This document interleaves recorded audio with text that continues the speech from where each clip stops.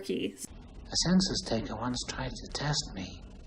I ate his liver with some fava beans and a nice Chianti.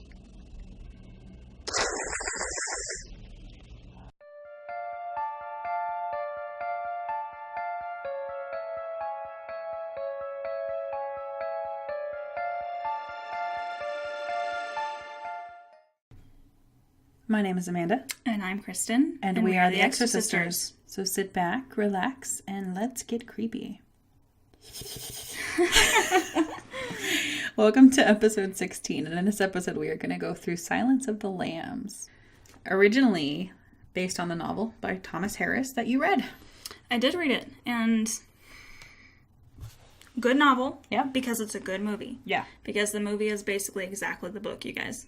Well, that's kind of cool, though. It is kind of cool. But even down to the choppiness of the movie, which isn't a bad choppiness, yeah. but how it goes to Hannibal and Clarice and back and forth and back and forth. And Buffalo Bill. It does that in the book. Mm-hmm. Every chapter is only like a couple pages long. Because it's just so many storylines. Yes, and it just keeps flipping over and over and over again.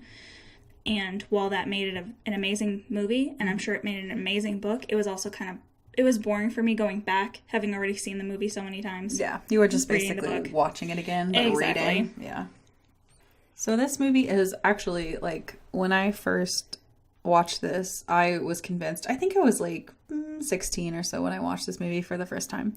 And I was so into being Clarice. Like, oh my god, I agree with you. I was literally on the FBI's website looking up how to be physically fit enough, what scores I would need, what I would need to do, what I would need to major in. Like, I wanted to be a criminologist. I wanted to do forensic psychology. Like, I still would love that. But when you find out that the computers do all that and there's not really serial killers anymore that we know of because computers just do all of it, it was disheartening because I was, like, convinced that this was my career path.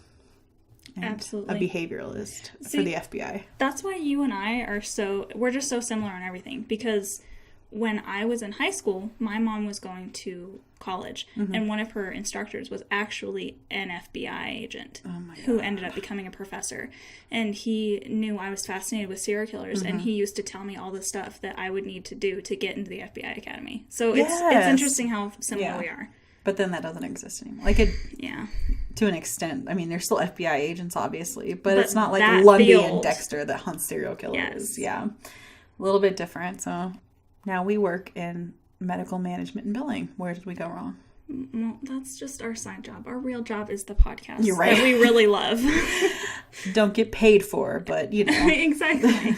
That's the stuff we really care about. Murderers. You know, come on, we figured it out. Yeah. Yeah. Help us get famous. Share the stuff. Hashtag. Yeah. So it starts out in the woods near Quantico, Virginia. And I said girly. Clarice is physically training and working very hard. And she's called into Crawford's office, which is one of her superiors. And I noted that there are only these two girls amongst all these men at this period of time. She's got a friend. Look at her. Like when she's walking through the halls and she gets in the elevator, they're looking at her like, who are you? What are you doing here? Little girl, go back. Yeah. Which is bullshit. And this is throughout the whole movie. I've noted it a couple times too. Yeah. The patriarchy stuff throughout the whole movie. Yeah. Yep. And that even comes up when they're in a different town and stuff. Yeah. While waiting for Agent Crawford in his office, she sees all the photos and articles about Buffalo Bill. And you kind of see that this killer is going around skinning women. Luckily, it's post-mortem skinning. But still, how terrifying and horrifying. And post-mortem or not, he still has to kill them somehow. Yeah. And you actually don't know how he kills them in the movie, but in the book, he hangs a couple of them, but he shoots a lot of them. And he's a serial killer for a long time before he even gets to the skinning part. He brings women to his lair, and he hunts them through that with these goggles that you see later on. Yeah. It's because he's been doing that for years. It does say that he shoots them, but it doesn't say anything about hanging them. That's all. I'd rather be shot. Honestly, if you're going to be a serial killer, shooting is a pretty merciful way to kill somebody. Yeah. But that's a whole different... Especially since there's so many sexual sadists that are serial killers. They really want that pain and fear. He didn't. Yeah, well... he kind of did, but yeah. Not as much in the movie. Yeah, in the book he really does.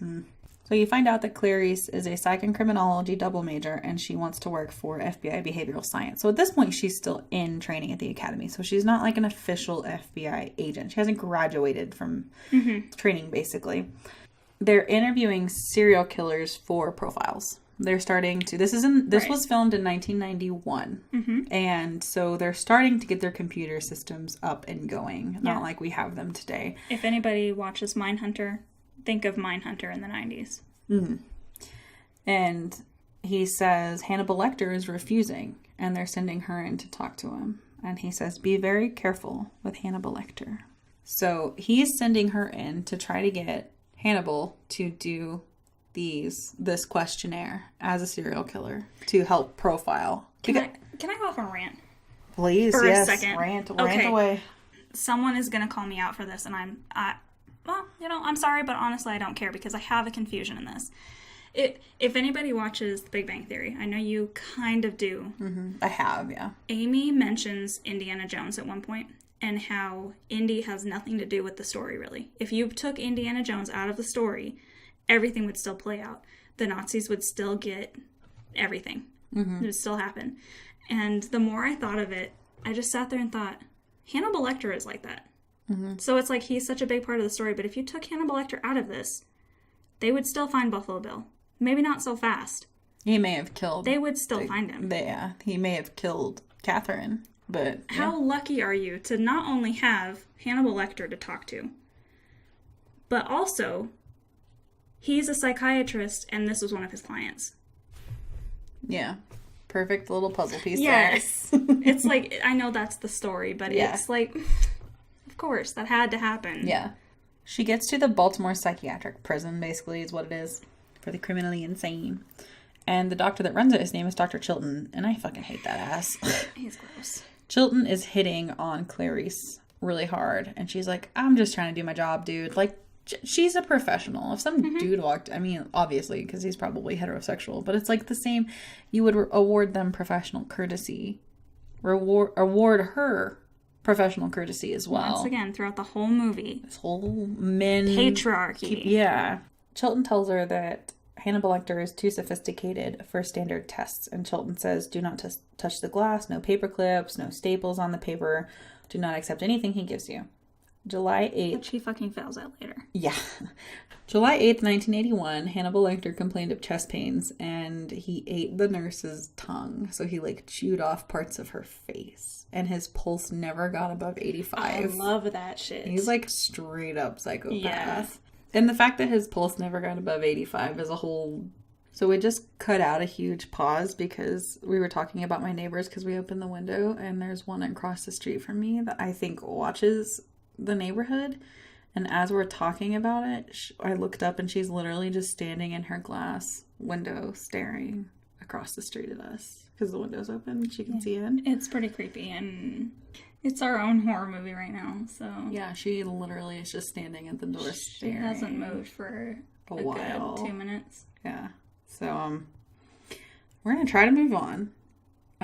But we're being watched the whole time we're recording this. Maybe she's just like, what the fuck are those millennials doing? I think she's moving. Now we're watching her. This is about to get not very interesting for you guys, but there's stuff happening over here. I'll update you on the spooky lady as we go and let you know if she's moving. So Clarice uses that Chilton is a pain in the ass to her favor, and she like convinces him that she should go in without him and like charms him or whatever. What she does throughout the whole thing. That's the other part of it, is not only the patriarchy, but then the other side of it, how she uses her feminine wiles to gain entry in Hannibal Lecter's information and Chilton. And... Which is cool. But you meet the attendant, Barney, and he's really nice. He's a really nice guy. Barney tells her, you'll do fine. I'm right there watching. He's a really sweet guy, and he's very like comforting figure here. And she walks past the other inmates, and there's one... So if you read the credits, one of them is credited as the respectful inmate, I think. And then the other one is like Miggs. Yeah. And all the other inmates have bars. But when you get to Hannibal Lecter, he has glass. Yeah. Like it is thick, thick glass. And then we're doing our first Dr. Lecter interview. His eyes freak me the fuck out. I already have a problem with eyes. Yeah. But his eyes really got to me. I have watched this under the influence, and it makes it 20 times scarier because he just stares so intently the whole time and doesn't blink. It gets worse, too. He doesn't blink. Anthony Hopkins actually knew a friend of his that didn't blink, and it made people uncomfortable, and he took that from him. It would make me uncomfortable. Yeah. Especially, like, paying attention to eyes all the time. But he literally is just standing there waiting for her, looking at her as soon as she comes into view. You're one of Jack Crawford's, aren't you? May I see your credentials? Closer. Closer. So she has to keep going up to the glass, but she was told not to go up to the glass. And then he's like, that expires in a week. And so they sent me a student. Why would they send me a student? Me, a student. He says, so when she was walking by, Miggs said, I can smell your cunt. And I hate that word. I myself cannot. Yeah, he says he can't smell it. But then he gets real creepy, like a snake. He like goes up to this stuff and smells. He starts smelling the little holes in the glass. Yeah. And he can smell her perfume and the skin cream she wears. Yeah. And she wasn't even wearing the perfume that day. He said, you usually wear whatever, but not today. Ew. Yeah. Yeah. Ugh. I would be so intimidated even as a professional. And he knows it too. Oh, yeah. She starts by asking about his drawings. And so she's trying to small talk. And she tries to give him the questionnaire, but he says, no, you were doing so well. And says you were polite and made conversation or whatever. And you just tried to shove the questionnaire at me. See, this is just another thing of any degree program can get into the FBI Academy if you're smart enough. Yeah. So you just happen to have a psychologist degree that came into the FBI Academy to interview a psychiatrist. You just happened to at that time when you needed it for Buffalo Bill. Well, don't question it. I have to. That's what I'm here for. I know. Hannibal brings up Buffalo Bill. She says Buffalo Bill's name started because he likes to skin his humps. I'm still confused about what the fuck that means. I don't know. Exactly. Buffaloes have little humps on their backs. Maybe. That's probably what it is. Why not camel? Camel Bill doesn't fit. Camel Kurt. He says that she's not more than one generation away from white trash. Well, first, why he lashes out so much is probably my favorite part. And I hadn't noticed it until this rewatch when I was really paying attention. She offends him. She mentions how serial killers take mementos. And he goes, I didn't. She goes, no, you ate yours. So he does. Right. And when she compares him to a serial killer, he lashes out. Because he's not any serial killer. He's better than them. He has fine, refined taste. What all serial killers think. They all think that they're better than the others. Yeah. And that they're different. And as soon as she does that, he lashes out at her with all of this. Which was all ad-libbed. He did this. She didn't know it was coming. And the reaction that Jodie Foster has in this scene is real.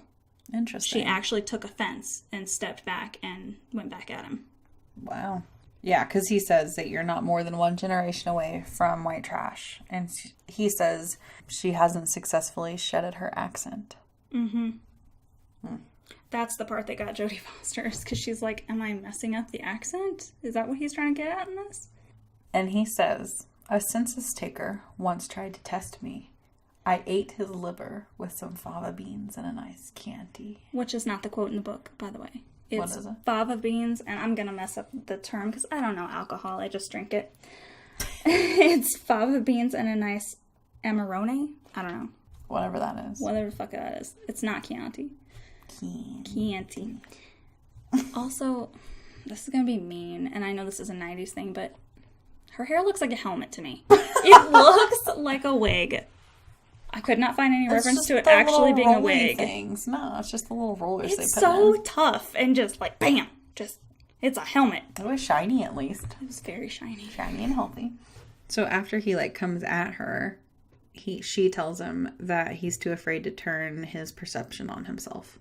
And then she basically walks back and Miggs is masturbating and he flings stuff in her face. And man goo. Man goo. And then Dr. Lecter yells at her and is like yelling at her, come back, come back, come back. And he tells her to look for an old patient of his and gives her all this information about this old patient. He felt bad for her.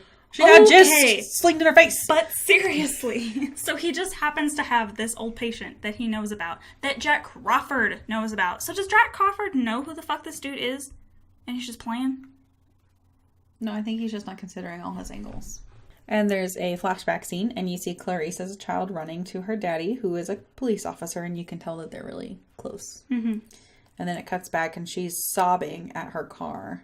Which she took from an actual FBI woman. Oh, really? Yeah. She followed around a woman in the FBI, and that woman told her, she's like, do the car crying thing. Because it's a real thing.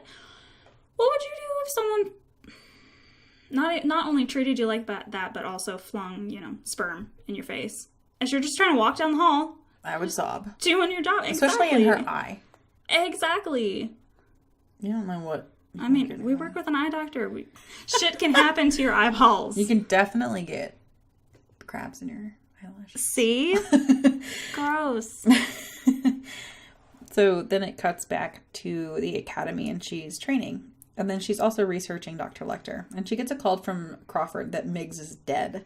Hannibal was whispering to him all day and Miggs swallowed his own tongue. How? I don't know. I want to know how his body let him do that. Yeah. Or how he was convinced to do that. Yeah, exactly. It's not like he hung himself. The fact that this guy can kill someone by just whispering to them is crazy. I know Miggs was, mentally incapacitated, but, ooh, that's scary. She figures out that Hannibal is directing her to a storage unit, and no one has been in the unit for 10 years. And then she finds a head in a jar. With eyelashes and makeup and shit on. Yep. And so she goes back to talk to him, and he gives her a towel because she was in the rain. He's very courteous. He's got this little bin that you can push out and in to give things and take things. And Hannibal wants to talk about Buffalo Bill and wants the case file. And he says the man in the jar was a former patient, and that's how he found Buffalo Bill, this victim. I thought the man in the jar was Buffalo Bill's victim, but the stuff, the car was Hannibal Lecter's patient. Mm-hmm. So then Buffalo Bill put the head in. Yeah. So the head is not Hannibal Lecter's kill. It's Buffalo Bill's kill. Correct. It is not Hannibal's kill. No. Because that's what I thought the first few times I watched it, was that it was one of his victims, but it wasn't. It's one of Buffalo Bill's victims that Hannibal knows about. That whole thing is kind of confusing to me. Yeah. I feel like it's kind of just shoved in there, and it is in the book too, so it didn't help me at all understand more. Yeah, so what I took from it was that because this guy had makeup on, and there was mannequin with clothing on, so it's either Buffalo Bill's storage unit, and that's where he put the head, or it's the victim's storage unit. And so he just kind of commandeered it after he killed the victim, which wouldn't surprise me because he commandeered someone's house after killing them later. Right. So that's maybe he just took over the storage unit and started putting stuff there. That's true. Because Hannibal says this other guy wasn't a crossdresser. He was a garden variety manic depressive, is what he called him. But Clarice notices they took his drawings out of his cell and they're making him watch a gospel program as punishment for basically his hand and Miggs dying. So Dr. Lecter then talks about how he wants a window. He wants to be in a federal institution, and he's offering a psychological profile of Buffalo Bill. It says, I'll help you catch him, Clarice. So he doesn't want to be in this glass box anymore, essentially. He was so creepy on set, Anthony Hopkins was, that Jodie Foster would avoid him. She only was around him for these scenes. I think that he did amazing. And he did. I love him so much for this performance. This was his last-ditch effort to get into Hollywood and be a famous name. And obviously it worked. Because everybody knows Anthony Hopkins now. Yeah. Because how good was that performance, though? Yes. It was amazing. It was so good. He's so scary. Yes. And believable. And then, after he says that, it cuts to a girl driving, and she's being spied on. She sees a man struggling to load a chair into a van, and he has a cast on, and so she offers to help. Very Ted Bundy-esque. That's what I was going to say, which is actually a nod to Ted Bundy, and he was taken after 3 serial killers. Ted Bundy, because of that scene right there. Ed Gein, because of the skinning. Right. And Gary Heidnik, which I don't know if you know much about this serial killer, but he kept women in his basement buried in holes. And he thought that they don't do this in the movie, but the serial killer thought that he was going to impregnate these women and they'd take over the world. Ew. Yeah.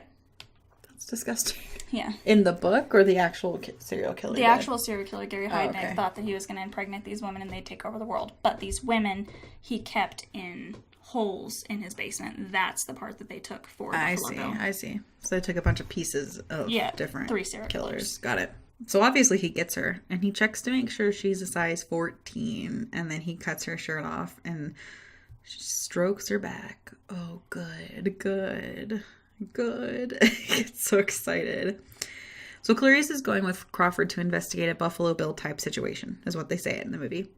And you find out he keeps them alive for 3 days. There is no sexual assault. He shoots them, skins them, dumps them. That's how they say it. And she gives a profile when they're on their way. She says he's white, 30s or 40s, has his own home, never impulsive, will never stop. And then they arrive at a funeral home. It's a very small town, and it's kind of this whole cops versus FBI standoff when they get there. And Crawford says he wants to talk to the sheriff in private because of certain sexual aspects, and looks at Clarice, and so they leave her out there. Pisses me off. If anybody has a right to know what just happened to this woman's body, it's a woman. Mm-hmm. Especially if it is a sexual aspect. I'm sorry, 2 fucking men don't have a right to know that she was raped. Yeah. They don't. Right. She does, if anything. Because at least she has the sympathy and empathy to associate with that, whereas men are just like, oh yeah, this sucks. Yeah. I get they also feel bad for it, but it's just different. Right. Hate that. And she's super triggered in this funeral home, too, because she's brought back to seeing her father in a casket. So you see that her father died when she was young, around the same age you saw the first flashback. Creepy old woman update. She's standing in her driveway now, staring. But she's on the other side of her car. But she's not in her car. Okay, moving on.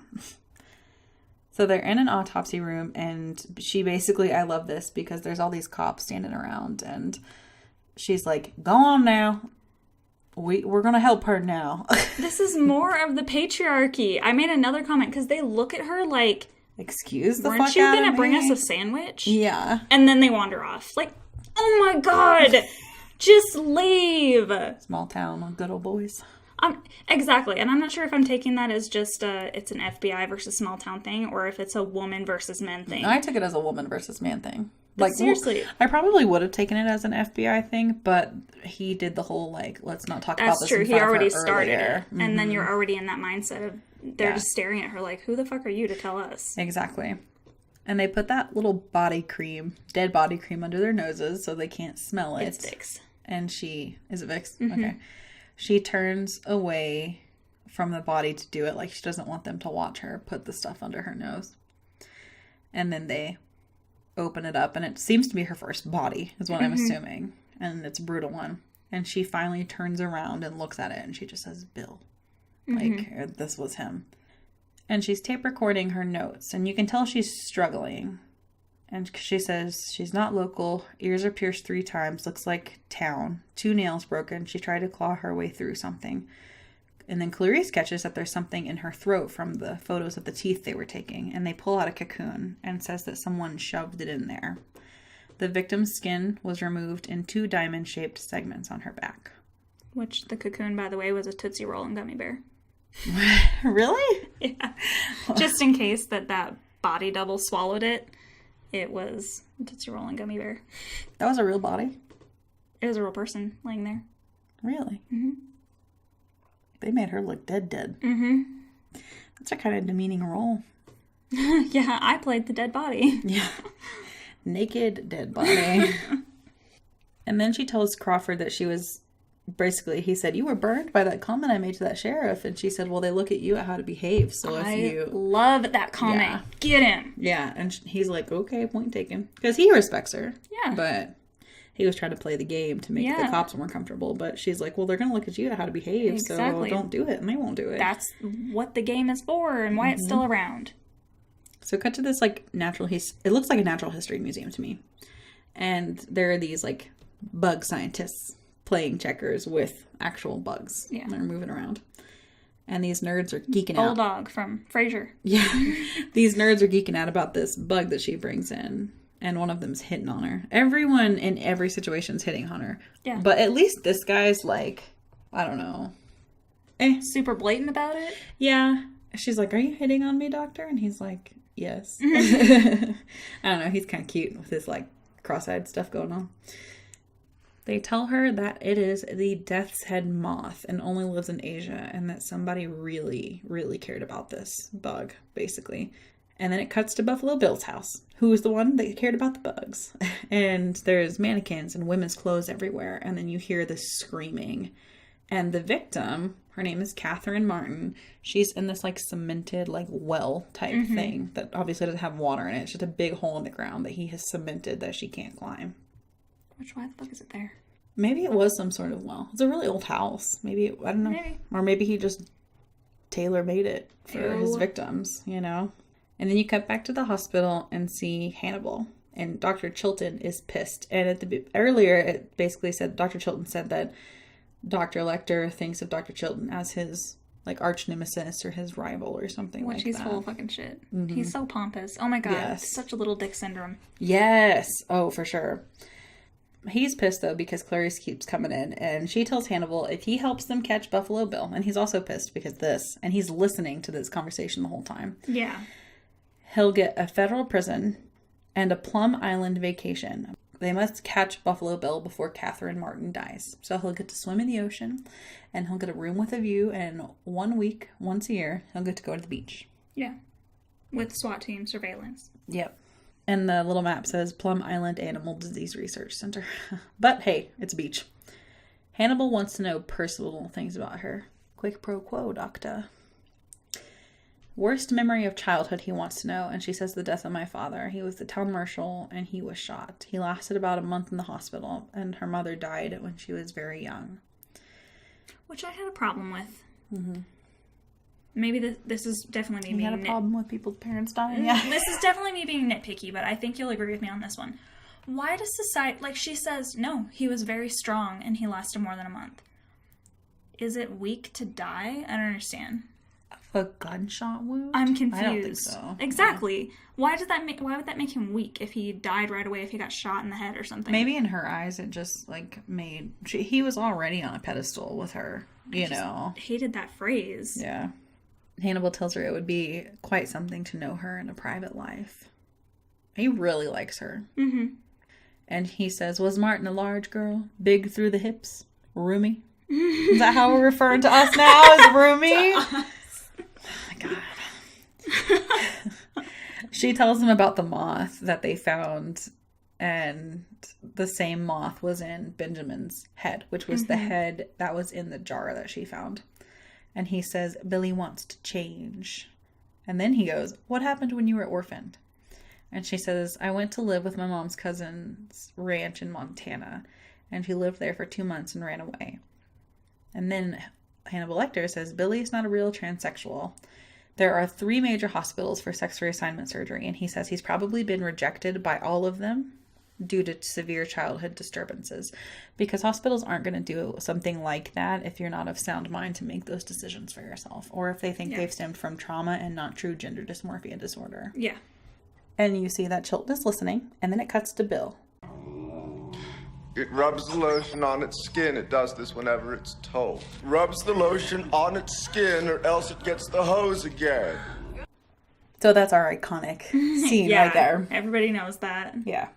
Now it places the lotion in the basket after she lathers up her skin. Put the lotion in the basket. Put the lotion in the fucking basket. He gets like real emotional. And he also puts a light down there, like for her to put the lotion in. And when it's going up, she sees that there are like bloody nail marks, which means somebody's nail has like peeled up from trying to climb up that. Yeah. Ugh. Yeah. And of course, she just starts screaming, and he's like mocking her. and like yelling back but at her. I noticed this for the first time that I hadn't noticed either. I don't feel like he's mocking her. Yeah. I actually feel like he's trying to be her because he pulls his shirt out like I he's noticed got boobs. that too. Yeah. So I'm wondering if he wasn't because I always thought that he's mocking her, he's being a jackass. I'm wondering if he's not. If he was just putting like himself this is in what her we place. do. Yeah, because he wants to be a woman so bad. He's literally cutting their skin off for it. That's a good catch. I saw that, but I didn't know. I didn't like. I don't know. That's a good point though. So then it cuts back to Dr. Lecter, and Dr. Chilton is laying there taunting him and tells him he spoke with a senator, which Catherine Martin, the girl that has been abducted and is at Buffalo Bills, is the daughter of a senator. And so she's been on TV, like, begging for her daughter back. And the FBI told Lecter that this deal was approved by the senator. Yeah. Maybe not that senator, but a senator, because they're all involved in this. And he says there was never a deal. He said there's a deal now that he designed it, that Dr. Chilton designed it. But he must name the killer by name. And Dr. Lecter says his first name is Lewis. I'll tell the senator herself in Tennessee. And then Crawford said he rolled the dice and gave Clarice knowledge. Like, Clarice didn't know that she was giving him a phony deal. Yeah. Like. Well, she says later that she knew. Yeah. But in the book, she didn't know. Well, and it's weird because she gets, like, pissed off. Because Dr. Crawford said, yeah, I had to roll the dice on that one. Like, making up a fake deal, so. Makes you wonder if when she says later that, yes, she knew, she's just, like, covering her ass. Or their asses. Yeah. Which I'm sure to some extent she is. She wants to be a professional and she doesn't want to look stupid in front of somebody that's so incredibly intelligent. And then it cuts to the Memphis airport and he's rolled out in his famous mask. In gurney. Or not even gurney. It's like a dolly. Yeah. They've got him strapped to. So Chilton goes to sign the transfer and he realizes his pen is missing. Fucking idiot. Because you saw him like kind of chewing on it and twirling it earlier. Yeah. Like a jackass. And now it's missing. So the senator comes to see him and he said he won't waste time. He gives them a name, which is Lewis Friend. Tell me, Senator, did you nurse Catherine yourself? And then he says some other stuff and he said, toughened your nipples, didn't it? Tell me, Mom. He talked about how when people are amputated, they get those like phantom feelings. So he says, tell me, Mom, when your little girl is on the slab, where will it tickle you? She runs away. And he yells, when she turns away, he yells the description of Lewis, quote unquote. And then, love your suit. Yeah. Now they're putting Hannibal in a cage and Chilton is peacocking around to the media. He's like, oh, I got him to talk and it was my idea and da-da-da-da-da. And because there's like a whole media frenzy around this, of course. But you can see how small, or how, oh my God, how small his penis really is, how he's acting. Because he's even like, oh, you want to talk to me? And then he goes, oh, it's Chilton. And then someone asks and he's like, that's, and he spells it really C-H-I, easy for him. He's like right on it. Yep. George A. Romero was one of the people that was with him, by the way. Oh, really? Yeah. Night of the Living Dead and all that. Yep. So Clarice goes into this building. It's like a justice building or like some sort of like, like, I don't know, City Hall maybe. Yeah. And they like have built this makeshift cell in this room. It makes me think of like Batman and Gotham City. Yes. Yeah, definitely. And she's working out this Lewis Friend anagram or puzzle because she knows that's not his real name and it's a clue. What is it? Iron sulfate? I think so. I think I have it written down here. Oh, Fool's Gold. Well, I know. Yeah, but yeah. She brought his drawings back to him, and she came because she wanted to, not because she was sent, is what she tells him. And he says, people will think we're in love. Okay, can I say something really weird? I think that I would definitely have feelings. Yeah, like, I know that's really weird and nasty, and he kills and eats people, but I think there's something so magnetizing about him that Maybe I think... if he would blink. Yeah, I think that her getting close to him might feel like I'm the only one that's close to him and that he is also close to. Yeah. And he's such an iconic, like, crazy, I don't know, you know what I mean? I mean, I'm not saying I'm, like, infatuated with, like, killers, but I just think it'd be an interesting dynamic to their relationship. I don't know. Y'all know we're creepy at this point, and we've mentioned it in the past. I'm fascinated by Jeffrey Dahmer. You're fascinated by Ted Bundy. So I could see that. Like, he's incredibly smart. He's incredibly charismatic when he needs to be. This is very much Ted Bundy. Yeah. Okay. Yeah, I guess And that makes Hannibal sense. Lecter. I just like that personality. Yeah. Like that dark, brooding, really intelligent, which is Really weird intense. because Brad's not like that at all.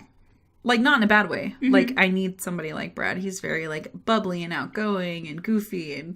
But, like, in film, I really, and in, like, just, like, general stories, I really get drawn to, like you said, the really, like, intense, dark, which is why I don't think I should be with somebody like that. Because I could easily, like, flip the switch and be, like, dark. And because I'm usually pretty optimistic and positive. But I could get definitely too far into something and be a completely different person. So he's going to give her advice on how to catch him based on the case file. And he said, killing women is incidental. What needs does he serve by killing? And she's getting desperate about finding him. So she's like, just tell me, doctor, just tell me. And he says he'll only listen if she answers why she left the ranch.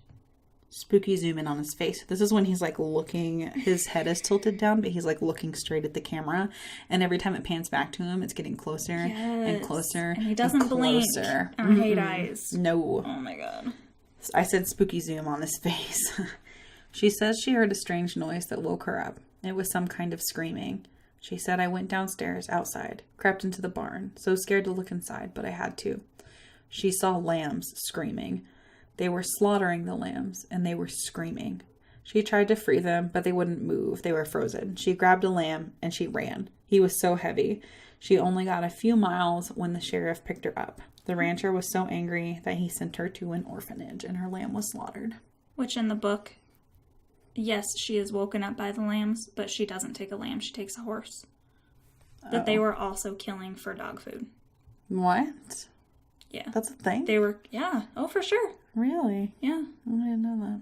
Yeah. Don't do. I have chickens. That's about it. And Dr. Lecter says, you still wake up sometimes in the dark and hear the screaming of the lambs. He tells her, you think saving Catherine will make the lambs stop. And she says, thank you, Clarice. And she says, tell me his name, doctor. And then Dr. Chilton walks in and ruins everything. And he makes her leave. Like, he can't share any of the... I hate him. Yeah. So the much. glory. Because she even had to tell the policemen that were guarding him, like, oh yeah, I'm one of Dr. Chilton's or whatever. Like, I'm authorized to be here. And when she leaves, he says, you will let me know when those lambs stop screaming. And he hands her the case file and he strokes her finger. And it's like, And he says, goodbye, Clarice. He doesn't actually say hello, Clarice in this movie. No. Even though that's like, hello, Clarice. He says it in, I don't remember if it's Hannibal or Red Dragon. And he says it in one of those because everybody, that's the iconic hello, Clarice. People took from it. Yes. Even though so he they doesn't threw say it that. in one of the other movies. Yeah. And it shows him in his like makeshift cell and he's listening to music and he has drawn Clarice holding a lamb. It's kind of this like angelic picture. He kills people. People die in horrible ways. The most disturbing scene of this movie is when he wants the extra raw lamb. Yeah. First question, what the fuck is extra raw? It's what is more raw than raw? Well, it's called, I think in the culinary industry, it's called blue. Like, you want it, like, literally seared on the outside and nothing cooked. And also, ew. Yeah, like it's... She tells you the story and you're like, kill that for me, thanks. Yeah. I'm gonna eat that tonight. Ew. I mean, he eats people. Ew. 2 cops bring him dinner, and he said, son of a bitch demanded a second dinner. Lamb chops. You see him spit out part of the pin that he took from Dr. Chilton. So he's finally going to use this little metal piece of this pin. And these poor cops, man, they've been so nice to him too. They've been like, you treat us well, we'll treat you well. And they're like, excuse me, doctor, same drill as before. Just put your hands here for me. Like, he's a serial killer. He doesn't care how nice they are. I know, but he does to an extent care about like manners. Like, he does, but he still needs to break out. Yeah, that's more important. Yeah. So of course, when they handcuff him, it doesn't work, and the cop like bends down to put his dinner next to him because he tells him to mind the drawings. You know, when they're putting his dinner on the table. And you see that he handcuffs the cop because he's gotten out with that part of the pin. And he bites part of the cop's cheek off and sprays him with mace. The other cop. Which is nasty. And then he comes and beats the other one with a nightstick, and it's very artistic, and there's classical music and blood splatter, and he's just over and over like he's conducting this music. It's very, I don't know, nuancy, I guess. It's pretty cool. I can't imagine that kind of pain to have your face bitten off. Oh, no. No. Ew, no. I can't imagine. No. And then he's like closing his eyes and listening to this soft piano. And then the other man starts struggling again. And Hannibal grabs a pocket knife and he says, "Ready when you are, Sergeant Pembry." And then it cuts to the other cops. And they're out in the lobby and they see the elevator moving. And they sail off a 10-block radius and get a SWAT team and an ambulance. And then they go in and Hannibal has strung up the other cop to look like an angel, like some sort of like angel of death, or does it elaborate? He does not do that in the book. He doesn't? Okay, so it's just like movie symbolism. He doesn't do that. Well, how much he kind of looks like a moth, he... doesn't he? Oh yeah, I guess, yeah. How could he do that by himself? My question. And so fast? Like, no. Yeah, it had to have been quick. Yeah. And you see Pembry, the sergeant, laying on the ground, and they hear him breathing. And they get him on a stretcher, and they're in an elevator, and they see blood fall on him from the top of the elevator shaft. And they tell SWAT that he's on the roof of the elevator. And they rush Pembry out, and then they all get this SWAT team to go up, and they look down on what they think is Hannibal Lecter, and they shoot him in the leg to see if he's alive. And there's no movement. And they open the catch, and then faceless dude falls out. Yeah, gross. Yeah. So they had put Pembry in an ambulance while the elevator stuff is going on. But, psych. Psych. Hannibal carved his face off and wore it and got a ride out. So Clarice finds out Hannibal's out, that he has escaped. And her friend is really concerned that he's going to come for her. And she says, "He won't come for me. It sounds weird, but he would consider it rude." I love that. Yeah. And her friend are looking over the case files that Hannibal analyzed, because he's written on some of these. And they figure out a pattern. We covet what we see every day. So they realize they need to go to where his first victim was taken, even though that victim didn't surface until like after 2 other ones. Yeah. And so they go to Belvedere, Ohio. And she goes to the victim's family's home, and she finds a music box that this girl had like lingerie pictures in, which is kind of, I guess, not weird. She was, that's true, in her like late teens, early 20s, definitely over 18, but not in the book. Oh, in the book, she doesn't have those pictures. Catherine Martin, the one who's still alive, has those pictures. Oh, okay. So while she's in Frederica's house, which is the name of that victim, she sees that Frederica was a sewer.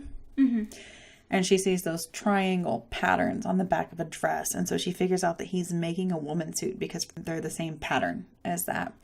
So she calls Crawford. Those are I don't know if you know what those are, because you don't sew. I don't. They're called sewing darts. And they're actually supposed to make a pattern bigger because it's for bigger women. That's why she had to make that pattern wider for herself. So he's taking those because he needs his bodysuit bigger to fit him. Which is why you find out later that he's like starving these girls for 3 days and making them lotion up their skin to make it a little easier and more flexible. Yeah. Gross. So she calls Crawford and he says they know, and they're going to a place outside Chicago. And he tells her to stay in Belvedere to work on making a strong case against him. And he says his name is Jamie Gum. Cut to Catherine being smart. And then we have the famous dance and tuck scene. Who do you fuck with? And while he's doing this little dance and putting on makeup and tucking his penis. Which is the creepiest thing. I know. It just freaks me out when I'm looking at him like, what the fuck? Where's the dick?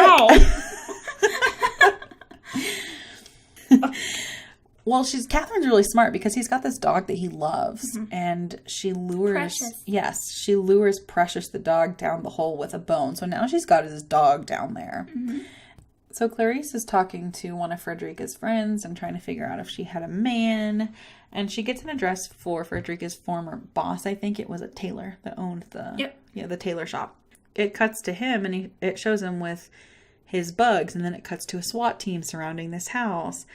And then it cuts to she's got Precious and he's freaking out and saying, put her in the basket. And she says, no, send me a phone down here. Mm-hmm. And he says, don't you hurt my dog. And she's like, don't you make me hurt your dog. And then he says, you don't know what pain is. And he goes to grab a gun, but he has this little like school bell alarm. It's a huge fucking gun. Yeah. Oh yeah. He sets it on a stove and it takes up a burner and a half. Yeah. And so he goes upstairs because his doorbell goes off downstairs. He has it rigged up. And you see FBI got the wrong house. And Crawford realizes that Clarice is going to run into him and end up at his house and not know it. So Clarice goes into his house and he's asking questions about the case. Did you take over? And she asked, did you take over this place after Mrs. Littman died? So he's in this house of this tailor where she's expecting this woman. And it's this dude that has taken over her house. Which I don't know if you caught, but all of the names he uses are all JG. Mm-mm. Every single one of them. It's James Gum, it's John Grant, and it's Jack... Shoot, I forgot the last name, but the one he gives her at the door right there, it's Jack... And with Gordon? a G. Gordon? Something. I think it's Gordon. Oh, I think it is Mr. Gordon, yeah. And he says he did take it over, and he was like, oh, she's some great big fat lady, and... She's like, she was a larger woman, you know. And he keeps pressing about the case. And pressing. And then she sees a moth on a lamp. Sewing stuff. Oh, yeah, on sewing stuff. I'm sorry. And realizes who he is. Yeah. That she's got Buffalo Bill standing right in front of her. And she's like, can I use your phone, please? And he starts laughing. Like he knows that she knows. And... she tells him to freeze and gets her gun, and then he just runs away. Mm-hmm.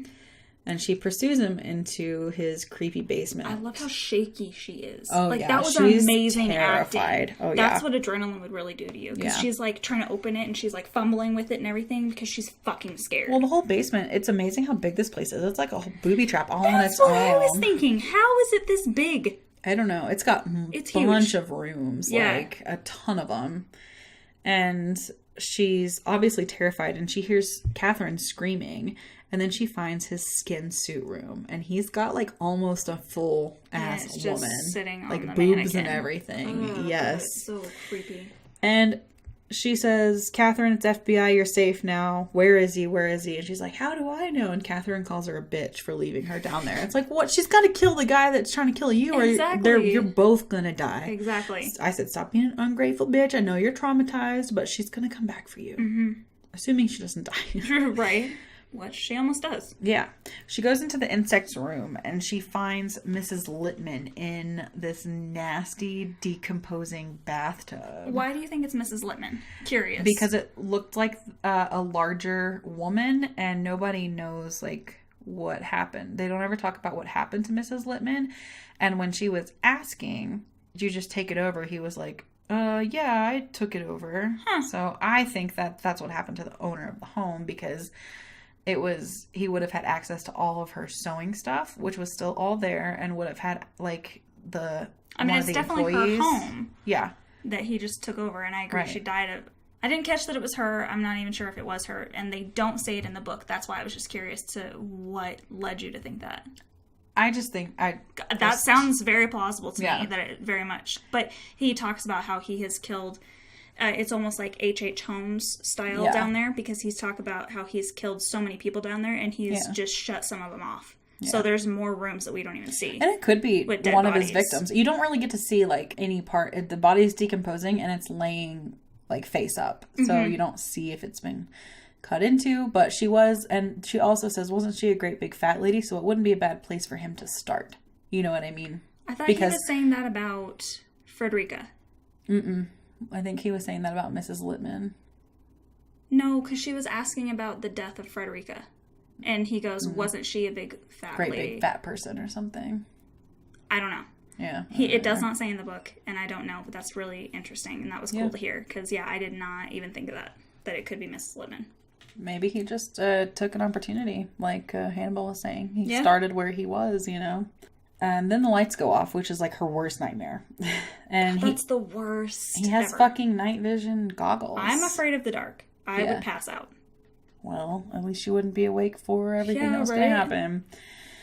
And I said, she fucked. And he's advancing on her quickly. And she, like, falls in a doorway. And her gun hand is, like, hyperventilating. shaking to where it's, like, if she shot, who knows where the bullet would go, honestly. She's freaking out so bad. Yeah. Which is what anyone would do. Yeah. She heard him cock his gun behind her and turns and just starts shooting. So that split second of him getting that gun ready to shoot, she hears it click and she turns around and starts shooting. So what's even cooler in the book is he actually mentions throughout it how he loves this gun. Before it even comes to this point, he loves it because he loves to hear that 2 click. He loves to hear that over and over again. He mentions that about that gun, and then it comes to fuck him. Yeah. That's great. Yeah, because she shoots him so many times that he dies pretty quickly. And she just unloads on him, and she's, like, putting more in, and I love that. I'm like, go, girl. Get him. If you have to keep shooting, keep shooting. Yep. And then the rest of the FBI finally fucking show up, and you see Catherine coming out of the house, and she's just holding this dog. Puppy. So that's her dog now, which... It's actually not in the book, but... I don't know if I would... Not that I wouldn't love the dog, but I don't know if that might be too triggering for me. She wants to keep the dog in the book. The senator says she can't. Bitch. Let her keep the fucking dog. I was about to say, like, I would let if my child had just gone through that and that was the one thing that kept her, the senator's like, we don't have dogs. Oh. I would let my kid have anything. Right? At that moment, honestly. I mean, I know that's probably not good parenting, but, cut to FBI graduation. Clarice she graduates, which is great, and Clarice gets a phone call at the reception, and it's Hannibal Lecter. And he says, well, Clarice, have the lambs stopped screaming? And she's like, where are you, da-da-da, and he says he has no plans to call on her and tells her to take care. He says he's having an old friend for dinner, and it looks like you see Chilton it looks like Chilton has fled. Yeah. He's running from Hannibal Lecter because he knows. And it looks like they're in, like, Haiti or somewhere in the Caribbean. But he's already standing at the airport before Chilton even gets there. So he's already got the jump on him. And he's going to fuck him up and eat him. And that's the best quote, having an old friend. Because anybody can say that you're having an old friend for dinner. But he's, like, going to eat him. But he's a cannibal, so you're like, oh, shit. Okay. And I thought it was cute in the credits. They credit the cast in order of appearance, and they even credited Precious the dog, and her real name was Darla. That's cute. Mm-hmm. Precious was Darla. The moths were tobacco heartworm moths, and they were actually dressed up in costumes. The moths were? Yeah. They were dressed up in body shields bearing a painted skull and crossbones to keep them safe. I want that moth tattooed on my body. Somebody sat around... Put a little costume on and painted him. As long as it wasn't harmful to them. Oh, that's kind of cute. And then the writer, Thomas Harris, he was actually a known introvert, and he was incredibly shy and private. But when the cast was nominated, he sent them all a case of wine for good luck. Oh, that's cool. I hope he got a good payout for that. Did it win any Oscars? Mm-mm. Just nominated? No. But all the recipients got wine from him. That's cool. Yeah. That's really cute. I think that I would rate this movie a 4 out of 5. Yeah, I probably would too. I don't know what we're going to do when we come across something we don't agree on. Because so far we've been pretty close on everything. Yeah, and that's mostly because, like, we picked this first year of podcasting and we're, like, so excited to talk about these specific movies. So they're ones that we like. But there will be, we were talking about that the other day, there will come a time when we really don't agree, which is great, but then we can debate a little bit more. Yeah. But right now it's just like what we're catching in some of our favorite movies. Exactly. Which is cool. Someone asked if we were going to do Slither. Ooh. Not this year. Yeah, just to answer that question. Not this year. But we do have a lot of cool stuff on the schedule, and I'm really excited about some new releases coming out. So stick around for that. If you've listened to our last few episodes, you know that we are crossing our 1,000th stream milestone. And we're doing that for the entire month of April. So this is still within that month, and the giveaway is still going on. So you can head over to our Instagram, and it is the Exorcisters Podcast. You can also find us on Facebook at the same name, the Exorcisters Podcast, on Twitter at the Exorcisters. And like many of you have already done, which we love, if you want to share a story with us or have us talk about anything specific or any of your work, please hit us up at theexorcisters@gmail.com. And next time, every man his mortal enemy, A woman's beauty his prey. Till then, stay creepy.